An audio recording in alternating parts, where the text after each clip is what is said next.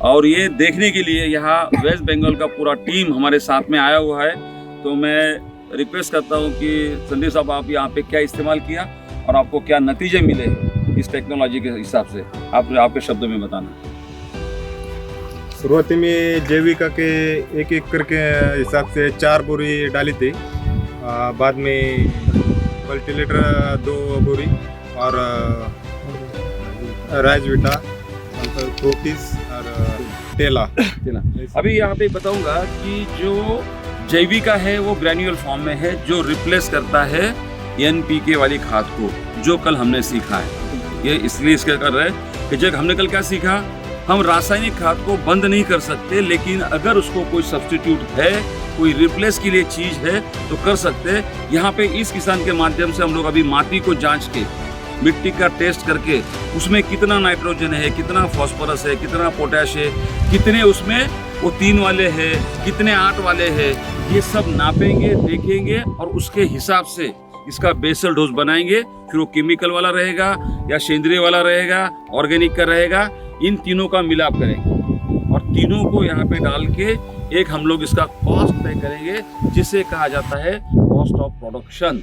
मतलब कांदा उगाना है तो ये अगर प्याज है, ये प्याज लगभग तकरीबन 1 एकड़ में 5 लाख तक के सीड लगा सकते हो और लगाना चाहिए। ये होता है टेक्निकल, जैसा डिस्टेंस डालते चौराहे में डाले, 1 स्क्वायर फीट में डाला तो ऐसा अगर बनाएंगे 1 स्क्वायर फीट में इतना है तो 1 एकड़ में 5 लाख होना चाहिए। और 5 लाख प्याज उगाने से और एक प्याज का वजन अगर यूनिफॉर्म होना चाहिए। हमने एक नीदरलैंड के कंपनी से और हॉलैंड के कंपनी के साथ में इसके ऊपर एक क्रॉप साइकिल पूरा 10 एकड़ में हमने उनके सीड के साथ लगाया और वहां से हमने देखा कि न्यूट्रिएंट मैनेजमेंट कितना जरूरी होता है। ये रूट्स पे काम करना बहुत जरूरी होता है। ये रूट्स की संख्या कितनी जरूरी है, इनकी लंबाई कितनी जरूरी है और रूट्स में आने वाली बीमारियां इसमें क्या होती है, और उसके स्टडी करके उसको समझने के बाद जो अपना सॉइल हेल्थ केयर है उसमें ऐसी कुछ चीज़ों को डाला है कि जो नीचे का जो डिसीज होता है उसको रेजिस्ट करने का ताकत और क्षमता वो हमारे तरल खाद में है और वो प्याज इससे बनी है। और अभी यहाँ पे जो प्रोडक्ट हमने डाले हैं, लिक्विड 3 प्रकार के डाले हैं, जो अपना एग्री पैक है वो डाला है।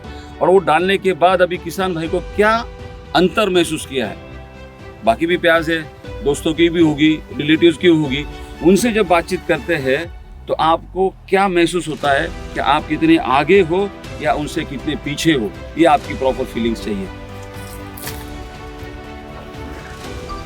बाकीच्या हिंदी जो बाकी किसान है जिन्होंने ये टेक्नोलॉजी नहीं यूज की, इसमें और इसमें 50% का जो अंतर है। मतलब उत्पाद जो निकलेगी वो 50% ज्यादा निकलेगी।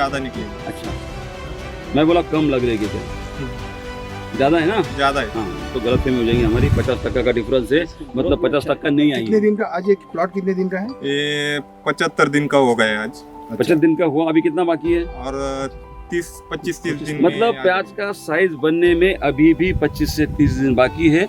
यहाँ पे बत्ती जो वो रिवर्स होता है, मतलब ऊपर का पत्तियों का न्यूट्रिएंट प्याज में आना अब शुरू हो जाएगा, तब साइज और उसका टाइटनेस और उसका वेट गेन होना शुरू हो जाएगा। ये ओवरऑल अब देखते हैं तो 50% का ग्रोथ अगर कोई कंपनी रासायनिक खाद को कम करके, रासायनिक खाद को सब्स्टिट्यूट तैयार करके अगर दे सकती है तो बेशक उससे अच्छा।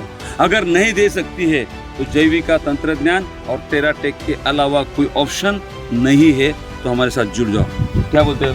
Yes, yes, yes, definitely.